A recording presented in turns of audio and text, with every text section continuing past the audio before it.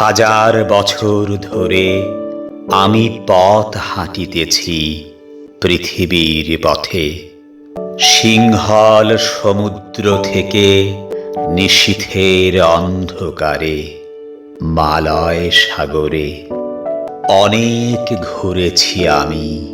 বিম্বিসার অশোকের ধূসর জগতে, সেখানে ছিলাম আমি আরো দূর অন্ধকারে বিদর্ভ নগরে। আমি ক্লান্ত প্রাণ এক, চারিদিকে জীবনের সমুদ্র সফেন। আমারে দুদণ্ড শান্তি দিয়েছিল নাটোরের বনলতা সেন।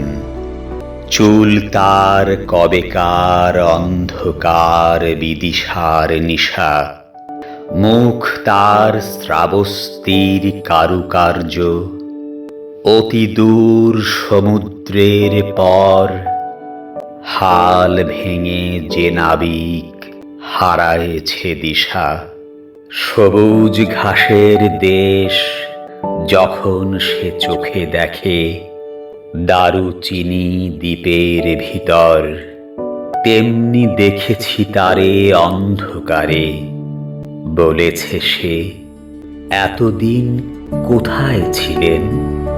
পাখির নীরের মতো চোখ তুলে নাটোরের বনলতা সেন।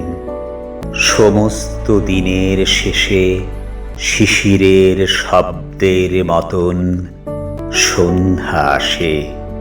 ডানার রৌদ্রের গন্ধ মুছে ফেলে চিল। পৃথিবীর সব রং নিভে গেলে পাণ্ডুলিপি করে আয়োজন। তখন গল্পের তরে জোনাকির রঙে ঝিলমিল।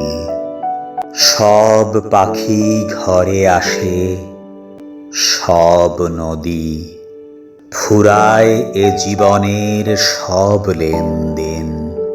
থাকে শুধু অন্ধকার, মুখোমুখি বসিবার বনলতা সেন।